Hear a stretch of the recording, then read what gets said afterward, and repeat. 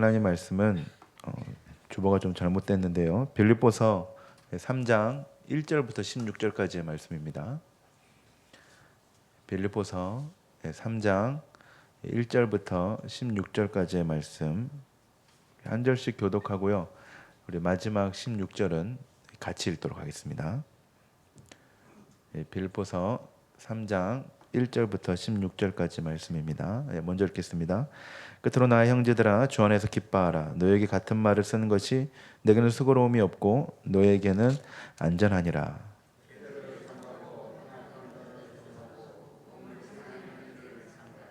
하나님의 성령으로 봉사하며 그리스도 예수로 자랑하고 육체를 신뢰하지 아니하는 우리가 곧 할례파라.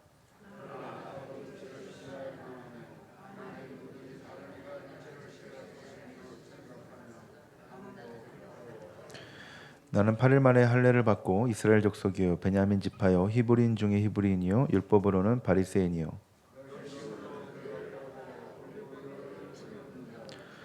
그러나 무엇이든지 내게 유익하던 것을 내가 그리스도를 위하여 다 해로 여길 뿐더러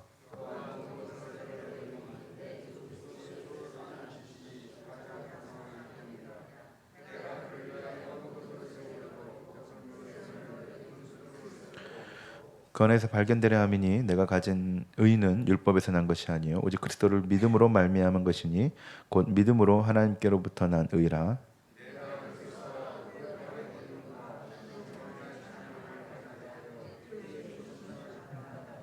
어떻게 해서든지 죽은 자 가운데서 부활에 이르려 하노니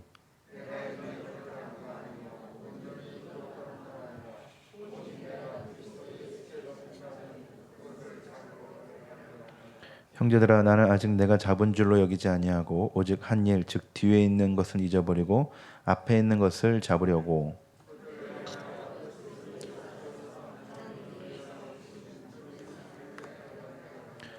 그러므로 누구든지 우리 온전히 이룬 자들은 이렇게 생각할지니 만일 어떤 일에 너희가 달리 생각하면 하나님이 이것도 너희에게 나타내시리라. 오직 우리가 어디까지 이르렀든지 그대로 행할 것이라. 아멘. 오늘은 본 말씀을 가지고 내 것을 버리고 기쁨으로 달려갑시다 라는 제목으로 말씀을 나누겠습니다.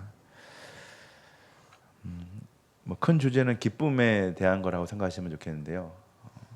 어떤 기독교 철학자가 기쁨에 대해 이렇게 표현하였습니다. 캄캄한 시골길에 한 농부가 등불을 켜고 마차를 몰고 간다. 불행히도 이 농부는 마차에 켜놓은 등불 때문에 아름답게 빛나는 밤하늘을 보지 못했다.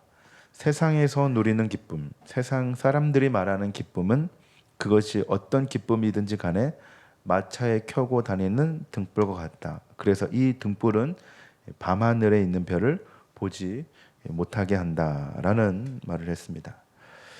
참 심오하지 않습니까?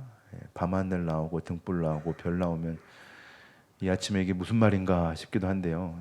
이게 무슨 말이냐면요. 우리는 때때로 등불 때문에 밤하늘에 무수히 빛나는 아름다운 별빛을 보지 못합니다. 이와 마찬가지로 우리는 세상의 기쁨에 너무 빠져 있으면 진정한 하나님의 기쁨을 느끼지 못할 때가 있습니다. 하나님만이 우리의 기쁨의 원천이신데 우리는 세상으로 인하여 진정한 기쁨을 누리지 못한다는 것이죠. 그래서 생각해 보면 기쁨이란 것이 참 잡힐 듯 하면서 잡히지 않는 것이 이 기쁨인 것 같습니다. 하지만 성도 여러분, 기쁨이란 것은요, 이런 세상의 지배를 받지 않고 환경의 지배를 받지 않으므로 오직 하나님으로만 기쁨을 누리는 것, 그것이 진정한 기쁨이라고 할 수 있지 않을까요? 그러니까 지금 좀 힘들어도 상황에 얽매이지 않고 부단히 주님의 기쁨을 위하여 달려가는 것, 그것이 우리가 바라봐야 하는 기쁨의 최종 목적지이지 않겠습니까? 오늘 본문에서 바울은 기뻐하라고 합니다. 그런데 그냥 기쁨이 아닙니다. 1절에 보시면 주 안에서 기뻐하라고 하는데요. 그런데 만약 바울이 기뻐하지 않는 가운데서 이 말을 한다면 아무도 바울의 말을 귀담아 듣지 않을 것입니다. 그렇다면 왜 그럴까요? 어떻게 해서 바울이 이렇게 감옥 가운데서도 기뻐할 수 있는 것일까요? 답을 말씀드리기 전에 성도 여러분들에게 질문을 한번 다시 해보겠습니다. 성도 여러분들은 언제 기뻐하시고 무엇으로 기뻐하고 있으십니까? 뭐 마르지 않고 넉넉한 여러분들의 통장일까요? 아니면 자녀도 잘 되고 나 자신도 건강하고 교회도 열심히 다니고 아무런 사건 사고 없는 우리의 인생으로 기뻐합니까? 또 아니면 나와 내 주변에 정말 기쁨의 소식이 넘쳐나기 때문에 또 기뻐하시는가요? 도대체 우리는 요즘 무엇으로 기뻐하고 있습니까? 제가 이런 질문을 하면 오히려 이렇게 대답을 하는 성도들도 있을 것입니다. 저는 하나도 안 기쁩니다. 매일 돈 걱정, 자식 걱정, 건강 걱정, 부모 걱정, 미래 걱정 등 저에게 기뻐할 수 있는 이유보다 걱정할 수 있는 이유가 더 많아서 하나도 안 기쁩니다 라고 하시는 성도분들도 계실 것입니다. 물론 그렇습니다. 그러한 대답도 참 안타깝고 아쉽죠. 그런데 기쁨이라는 단어가 나에게 가장 가까운 단어보다는 저 멀리 있는 단어처럼 느껴지시니 얼마나 답답하고 힘드십니까? 참으로 이 모든 것을 생각해 보면 쉽지는 않은 것 같습니다. 그렇다면 성도 여러분, 기뻐할 수 있는 이유든 기뻐할 수 없는 이유든 뭐든 좋습니다. 저와 여러분들은 과연 무엇으로 인하여 삶의 기쁨과 신앙의 기쁨을 찾아야 하는 것일까요? 이 질문의 답이 오늘 설교의 본론이기도 한데요. 그 첫 번째가 주 안에서 기뻐하기 위해서는 먼저 버려야 한다는 것입니다. 먼저 한 예를 한번 생각해 보겠습니다. 독수리 한 마리가 나이아가라 폭포 위에 있는 호수를 날면서 먹을 것을 찾고 있었습니다. 마침 독수리의 눈에 죽은 양 한 마리가 둥둥 떠내려가고 있는 것이 보였습니다. 그 순간 독수리는 쏜살같이 내려와서 양의 시체를 날카로운 발톱으로 꽉 움켜쥐고는 그 고기를 뜯어먹기 시작했습니다. 그러는 동안 양의 시체는 계속 물살에 따라 폭포 쪽으로 흘러가고 있었습니다. 하지만 독수리는 그 고기를 뜯어먹는 일에만 정신이 팔려 있었습니다. 그러는 사이 양의 시체는 나이아가라 폭포에 이르러서는 물줄기와 함께 빠른 속도로 떨어졌습니다. 그제야 독수리는 먹기를 중단하고 위로 솟구쳐 오르기 위하여 날개에 힘을 주었습니다. 하지만 이미 독수리의 발톱이 양의 시체에 깊이 박혀 있어서 빠지지 않았습니다. 결국 독수리도 양의 시체와 함께 폭포에 휩쓸려 죽고 말았습니다. 성도 여러분, 버린다는 것은 이것은 어떻게 보면 독수리 발톱에 박혀 있는 양고기처럼 참 쉽지 않은 우리의 신앙적 행동인 것은 분명합니다. 그런데 오늘 본문을 보면요, 바울 역시도 오늘 본문 속에서 버림에 대해서 굉장히 강조합니다. 이 버림은 바울 스스로가 한평생 굉장히 중요하게 생각한 말이기도 하고요. 자신의 사역에 있어서 중요한 가치가 되는 일이기도 합니다. 성도 여러분, 버린다는 것은 우리가 그동안 많이 들어왔던 단어이지만 참 고민스러운 단어입니다. 성경에도 보면 참 많은 사람들이 버렸다는 것에 대해서 많이 나오고 있습니다. 특히 예수님께서는 노골적으로 부자 청년에게 이렇게 말하지 않았습니까? 내 가진 소유를 팔아 나눠주고 그리고 와서 나를 따르라. 물론 여기에 버리라는 단어는 없지만 소유를 팔아 나눠주라라는 말씀이 곧 자신이 가진 재물을 과감히 버리라는 뜻이기도 합니다. 또 베드로는 어떻게 했습니까? 예수님의 부르심에 그 그물과 배와 가족을 버리고 예수님을 따르지 않았습니까? 이럴 때 성경의 많은 사건과 인물들은 자신들이 가지고 있던 것들을 참 많이 버렸습니다. 그것을 언급하기도 했고요. 그리고 오늘 본문도 어김없이 버린다는 것을 강조하고 있습니다. 하지만 앞에서 말씀드린 것처럼 참 이것이 쉽지 않습니다. 그런데 오늘 본문에서도 바울은 버린다는 것을 강조합니다. 그 이유는 이 당시 빌립보 교회 안에 있던 이단들의 미혹을 막고자 함에 있었습니다. 잠시 이 빌립보 배경을 설명드리면요, 오늘 본문에서 개들이라고 표현하고 행악하는 자들이라고 표현하는 자들이 등장하는데요. 이들은 빌립보 교회 안에 있었던 유대 율법주의자들이었습니다. 유대 율법주의자들의 주장은 간단합니다. 이방인들이 그리스도인이 되려면 먼저 유대인이 되어야 한다는 것이었습니다. 그래서 구원받기 위해 할례도 받고 모세의 율법을 정확히 따라야만 그리스도인이 될 수 있다고 그들은 주장했습니다. 유대인의 전통을 따라야 한다는 것이죠. 하지만 빌립보 교인들은 처음부터 그리스도인이 아니었기 때문에 또 이방인도 있었기 때문에 이 구원에 대한 그리고 이 유대인에 대한 이 자격지심이 있었습니다.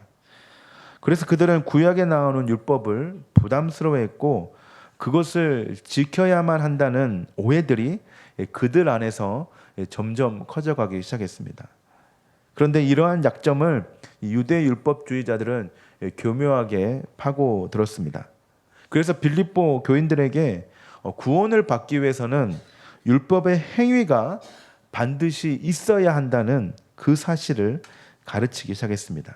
오직 구원은 율법의 열심이 아니고서는 절대로 이룰 수 없으며 구원을 위해 수고로이 행하는 자들만이 오직 구원을 이룰 수 있다고 그들은 강력하게 주장했습니다. 성도 여러분, 맞습니까? 유대인만이 구원받을 수 있고 유대 율법을 따라야지만 그렇게 자격 요건이 갖춰야지만 구원을 받을 수 있는 걸까요? 할례도 행하고 모세 율법을 정확하게 제사도 정확하게 다 해야 구원을 받을 수 있는 걸까요? 하지만 이런 사실을 들은 바울은 굉장히 분노했습니다. 왜냐하면 이 율법의 열심이 절대로 구원에 이르게 할 수 없으며 그것이 결코 그들의 구원에 그 어떤 영향도 끼칠 수 없는데 그것이 진리인 것 마냥 교회를 혼란스럽게 하니 바울은 분노한 것입니다. 그래서 바울은 빌립보 교인들에게 격앙된 어조로 이렇게 권면합니다. 개들을 삼가라. 바울도 다 해봤습니다. 자신도 할례도 행하고 히브리인보다 더 히브리인이고 율법으로는 바리새인처럼 해보았는데 결코 이러한 율법의 행함이 구원에 이르지 못하게 하였고 아무 의미 없다는 것을 바울은 누구보다도 알았습니다. 그 누구보다 율법의 진심이어서 율법을 어기는 그리스도인들을 박해하고 괴롭혔지만 바울이 주님을 만나고 난 뒤로는 이것으로는 구원을 얻지 못할 뿐더러 하나님과도 가까워질 수 없었다는 것을 알게 되었다는 것입니다. 그래서 내가 예수님을 만나고 나니 내가 다메섹 도상에서 예수님을 만나고 나니 이 8절의 말씀처럼 주 예수 그리스도를 아는 지식이 하나님과 더 가깝게 했으며 예수 그리스도에 대한 믿음이 자신을 더욱더 의롭게 하였다는 것입니다. 나의 행위로서 하나님을 만나는 것이 아니라 주님의 의로서 하나님을 만날 수 있게 되었다는 것입니다. 그래서 바울은 주 안에서 기뻐하기 위해서는 주 안에서 그 구원의 기쁨을 누리기 위해서는 버려라라는 것을 강조합니다. 자신의 의와 행위와 노력으로 예수님께 이르고자 하였다면 이 모든 것을 버려라는 것입니다. 예수 안에서 진정한 구원의 기쁨을 누릴 수 있는 것은 내가 오늘도 율법을 얼마나 지켰고 수많은 제사를 드렸느냐가 아니라 오늘도 나의 모든 것을 버리고 주님을 얼마나 제대로 믿고 있는가, 그것으로 우리의 기쁨을 시작할 수 있다는 것입니다.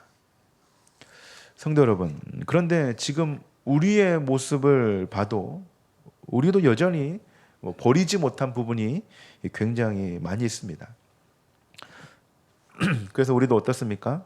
이 나라는 부분이 너무 크기 때문에 기쁘지 못하고 있습니다. 내가 사람들 앞에서 얼마나 신앙생활을 잘하고 있는지, 내가 교회에서 하는 열심을 또 노력을 사람들이 어떻게 평가하는지, 내가 직분자로서 사람들에게 얼마나 거룩한 모습을 보이고 있는지, 이런 나의 의와 행위에 집중되어 있으니 우리는 궁극적인 기쁨을 누리지 못하고 있다는 것입니다. 그래서 우리는 우리 안에 있는 예수 그리스도를 교회 가운데 보여주는 것이 아니라 내 겉모습에 있는 나 자신을 보여주니 우리는 참 기쁨, 우리가 누려야 될 기쁨을 누리지 못한다는 것입니다.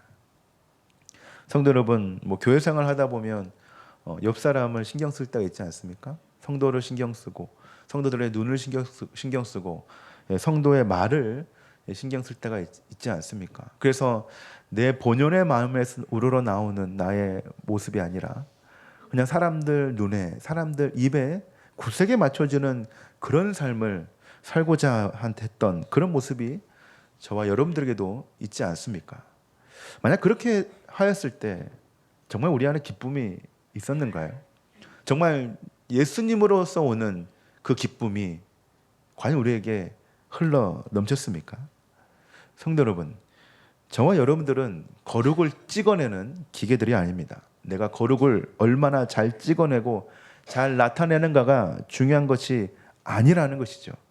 믿음은, 하나님을 향한 믿음은, 그리고 우리 신앙은 그저 고백대로 사는 것입니다. 그리고 그것으로 기쁨을 누려야 하는 것입니다. 나라는 것을 억지로 버리면서 사는 것이 아니라 믿음의 고백답게 스스로 버리면서 기쁨으로 사는 것입니다. 물론 앞서 말씀드린 것처럼 이 버린다는 것이 쉬운 것은 아닙니다. 버리는 것은 현실이고 이 얻어지는 것은 막연하기 때문에 참 이대로 사는 것이 쉽지는 않습니다. 성도 여러분, 그런데 한번 생각해 봅시다. 모든 것이 시간의 문제가 아니라 어떻게 보면 방법의 문제이지 않을까요? 버리는 것은요, 성도 여러분, 노력이 아닙니다.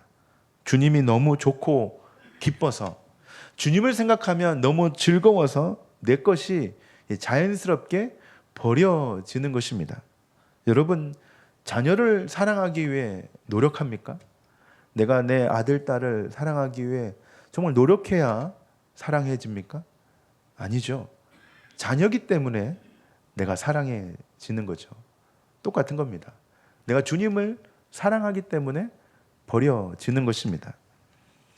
바울이 자신의 히브리인 중에 히브리인됨을, 자신의 바리새인됨을, 또 율법의 의로움을 억지로 버리려고 노력했을까요?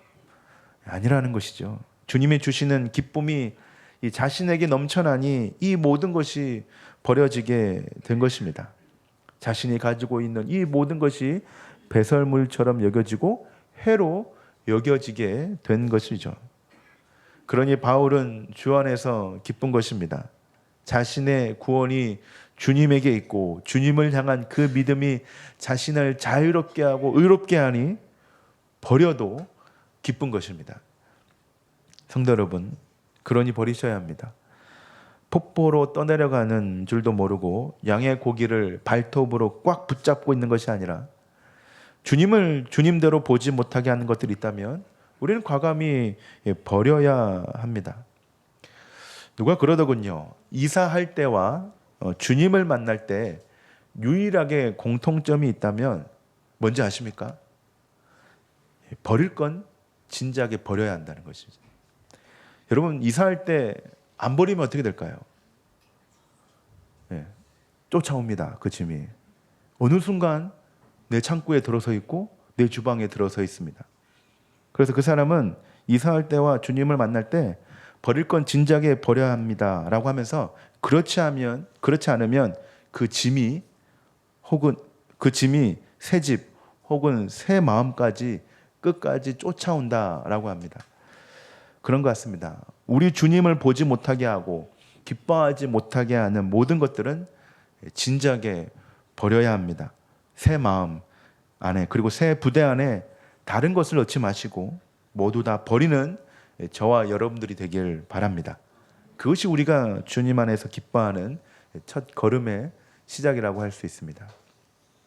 두 번째는 이제 버렸으니 어떻게 해야 합니까? 비워진 곳에 어떻게 해야 됩니까? 채워야 되겠죠.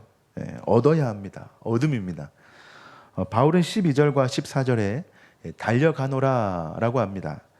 그런데 여기서 바울이 달려간다 라고 표현할 때 공통적으로 등장하는 것이 바로 그리스도 예수라는 표현입니다. 그러니까 이게 무슨 말입니까? 내가 무엇을 향해 열심히 달려갈 것인데 그 달려감의 근거가 바로 그리스도 예수라는 것입니다. 바울의 열심의 주체는 예수님입니다. 율법주의자들처럼 내가 율법을 이루었기 때문에, 그리고 내가 온전히 행하였기 때문이 아니라 내가 오늘도 그리스도 예수를 향한 믿음으로 의로움을 얻었기 때문에 나는 오늘도 주님을 위하여 열심히 달려간다라고 고백하는 것입니다. 그러므로 바울은 기쁜 것입니다. 나의 것을 버리고 그리고 예수 그리스도를 얻었기 때문에 매우 기쁜 것입니다. 그런데 성도 여러분, 바울이 그리스도 예수를 얻고 그로 인하여 기쁨이 넘쳐 있다 할지라도 그에게 고난과 어려움이 아예 없었던 것은 아닙니다. 왜냐하면 바울도 연약한 인간이었기 때문입니다. 그에게는 앞서 말씀드린 것처럼 참 화려한 과거들이 있었지 않습니까? 율법적으로도 완벽한 자, 지식적으로도 참 높은 자리에 올랐던 자, 그 누구도 우러러 볼 수밖에 없는 과거를 가졌던 자가 바로 이 바울 자신이었습니다. 그런데 이런 화려한 과거를 바울이 단번에 청산할 수 있었을까요? 다메섹 도상에서 예수님을 만난 뒤 그 즉시로 자신의 모든 과거들을 한 번에 정리할 수 있었을까요? 아니라는 것입니다. 바울에게도 이 과거에 대한, 이 자신의 이력에 대한 끊임없는 이 고뇌와 어려움들, 또 쫓아옴이 있었습니다. 그리고 그것이 가시처럼 혹은 올무처럼 자기 자신을 참 힘들게 했습니다. 그래서 바울은 고린도 전서 15장 31절 이렇게 말씀합니다. 형제들아, 내가 그리스도 예수 우리 주 안에서 가진 바 너희에 대한 나의 자랑을 두고 단언하노니 나는 날마다 죽노라 라고 말씀합니다.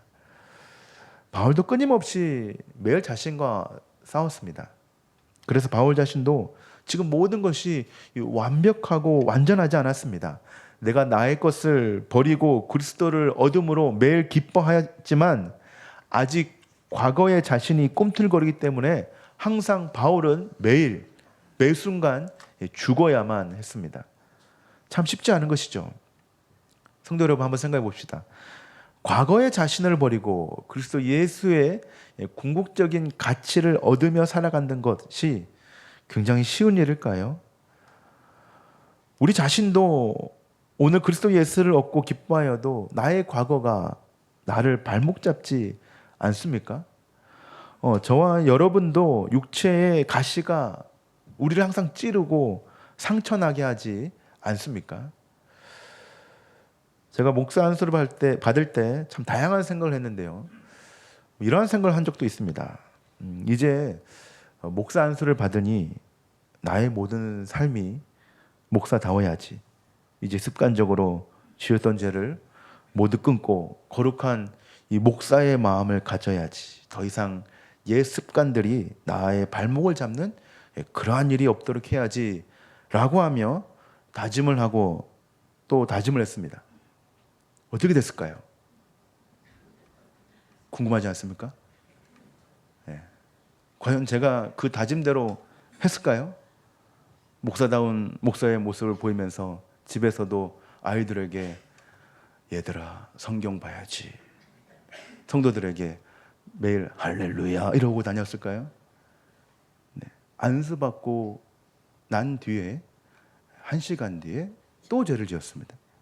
똑같은 죄를 또 지었습니다. 목사가. 강도사 때는 또 안 그랬을까요? 전도사에서 강도사 되었을 때 그 인허증을 받을 때 내가 이제 교단에서 인정한 설교자가 되었으니 설교자다운 모습으로 살아야지 라고 노예 때 인허증을 받고 그 다음날 또 죄를 지었습니다. 네, 이게 어떻게 보면 계속 연속의 굴레인데요. 아마 여러분들 직분 받으신 분도 그렇지 않습니까? 내가 장로로서, 권사로서, 안수집사로서, 또 서리집사로서 열심히 내일부터 열심히 선교해야지 라고 하지만 또 열심히 직분자처럼 내일처럼 살아야지 라고 하지만 내일이 또 내일이 되고 또 그 내일이 그 다음 내일이 되고 그런 연속의 굴레에서 살지 않습니까? 저도 수시로 넘어집니다. 여러분들도 그렇지 않습니까? 생각해 보면 우리가 보이지 않는 미래보다 지나왔던 과거의 일들로 인하여 참 어려움을 겪거나 주저앉지 않습니까? 어쩌면 우리 모두는 과거라는 그 어려움 속에서 허우적거리고 있지 않습니까? 하지만 바울은 이러한 과거의 모습으로 인하여 힘들긴 하였지만 주저앉지 않았습니다. 그는 그리스도를 얻고 기뻐함으로 과거를 박차고 앞으로 나아갔습니다. 그래서 그는 12절에 예수께 잡힌 바 된 그것을 위해 즉 주 안에서 기뻐함으로 달려가노라 라고 합니다. 그러므로 성도 여러분, 예수님이 나에게 주어졌다는 그 하나만으로 우리는 기뻐하면서 달려가야 합니다. 과거에 내가 나를 발목 잡아도 우리는 주 안에서 기뻐함으로 끝까지 달려가야 합니다. 그리스도인들은 과거의 영광과 슬픔에 연연해야 하는 자들이 아닌 오늘도 주님으로부터 얻어진 모든 것들로 인하여 기뻐하며 열심히 달려가는 자들입니다. 그러니 저와 여러분들의 표대와 부르심은 다른 곳에 있는 것이 아닌 오직 우리 주 예수 그리스도께 있다고 할 수 있는 것입니다. 성도 여러분, 제가 좀 어려운 문제를 하나 내겠습니다. 성도 여러분, 1 빼기 1은 몇일까요? 굉장히 어렵죠? 고민이 되지 않습니까? 1 빼기 1은 뭘까요? 예전에 제가 3부 예배 때 1 더하기 1은 뭐라고 했죠? 창문이라고 했죠? 그럼 1 빼기 1은 몇일까요? 이렇게 조용할 줄 몰랐습니다. 네. 장사를 없는 창문입니까? 네. 유정로님 1 빼기 1이 뭘까요? 0이죠. 네. 세상에서의 산수는 1 빼기 1은 0이라고 합니다. 하지만 성경은 교회에서는 1 빼기 1은 2라고 합니다. 왜일까요? 그 이유는 나의 것을 버리면 내 것이 없어지는 것이 아니라 하나 나를 얻고 또 하나 그리스도를 얻을 수 있기 때문에 이라고 합니다. 이 비밀은 세상 사람들은 모릅니다. 오직 그리스도인들만이 아는 비밀 중에 비밀입니다. 지금 저와 여러분들을 보십시오. 나의 시간을 버리고 이 말씀의 시간에 왔는데 여러분들의 삶이 지금 마이너스의 삶이 됐습니까? 플러스의 삶이 된 것 같지 않습니까? 예, 우리 모두는 지금 나의 시간을 버리고 교회 와서 플러스의 삶을 누리고 있습니다. 주 안에서 1 빼기 1은 주 안에서 1 빼기 1을 하니 우리 모두는 많은 것을 얻는 그러한 자가 된 것입니다. 세상에서의 손해로 인하여 실망하지 마시고 오직 예수님을 얻었다는 것이 우리가 만족하며 주 안에서 기뻐하는 자들이 되길 바랍니다. 그것이 오늘을 살아가는 우리의 삶의 이유라고 할 수 있을 것입니다. 말씀을 마무리하겠습니다. 인생은 마라톤이라고도 하죠. 그런데 신앙도 마라톤입니다. 우리는 아직 완벽하지 않은 신앙과 삶을 위해 열심히 달려가야 하는 자들입니다. 그런데 서로의 모습을 보면 서로의 출발선 자체가 다릅니다. 이미 일찍 시작한 신앙을 이미 일찍 시작한 사람도 계시고 아니면 좀 여러 가지의 일을 겪다가 뒤늦게 이 신앙의 마라톤을 시작한 분들도 계십니다. 지금 여기 앉아 계신 성도님들의 신앙을 살펴보아도 그렇지 않습니까? 짧게는 신앙의 연수가 수년인 성도, 길게는 수십 년인 성도들이 계시지 않습니까? 그런데 일찍 한 사람이든 뒤늦게 시작한 사람이든 공통적인 것이 있습니다. 그것은 바로 서로의 목표점, 목적지가 같다는 것입니다. 그래서 바울은 우리에게 말씀합니다. 너희가 어디까지 이르렀고 어디에 있든지 간에 너희 것을 버리고 오직 주님을 얻어 기뻐함으로 저 표대를 향하여 힘차게 달려가라. 너희가 어떤 고난에 처해 있든 어떤 어려움에 처해 있든 오직 주 안에서 기뻐함으로 이 길을 열심히 달려가라 라고 말씀합니다. 그러니 우리는 우리의 것을 버릴 수밖에 없습니다. 마라톤 하는 자가 어찌 자신의 물건을 들고 달려갈 수 있으며 열심히 달려갈 자가 목표점 없이 어찌 달려갈 수 있겠습니까? 그럴 수가 없습니다. 그러므로 사랑하는 성도 여러분, 그냥 뛰어가지 마십시오. 주 안에서 뛰어가시고 주님의 기쁨 안에서 열심히 달려가십시오. 물론 달리다 보면 숨이 목까지 차오르는 엄청난 고통과 어려움의 시간도 있을 것입니다. 하지만 그럴 때마다 여러분 주님을 잊지 마십시오. 그리고 그분께서 주시는 그 궁극적인 기쁨을 누리시는 저와 여러분들이 되길 바랍니다. 제주도 이기풍 선교사님 기념관에 가면 선교사님의 사모님이신 윤함의 사모님의 유언이 있습니다. 그런데 그 유언장에 이러한 말이 있습니다. 세상과 짝하지 마라. 그리고 5분 이상 예수님을 잊지 마라 라는 그러한 말이 있습니다. 성도 여러분, 우리의 표대이신 예수님을 5분 이상 잊지 마시기 바랍니다. 그 어떤 어려움이 찾아온다 할지라도 5분 이상 주님을 잊지 말고 꼭 그분 안에 거하시기 바랍니다. 우리의 목적지가 저기 멀리 보이고 끝이 보이지 않는다 할지라도 반드시 주 안에서 기뻐하시기 바랍니다. 그래서 16절 이 말씀처럼 이러한 고백을 하시기 바랍니다. 오직 우리가 어디까지 이르렀든지 그대로 행할 것이라. 이러한 말씀의 순간이 저와 여러분들에게 강하게 임하여서 오늘도 주님을 위하여 주 안에서 기뻐함으로 열심히 달려가는 저와 여러분들이 되길 바랍니다. 네, 말씀을 기억하면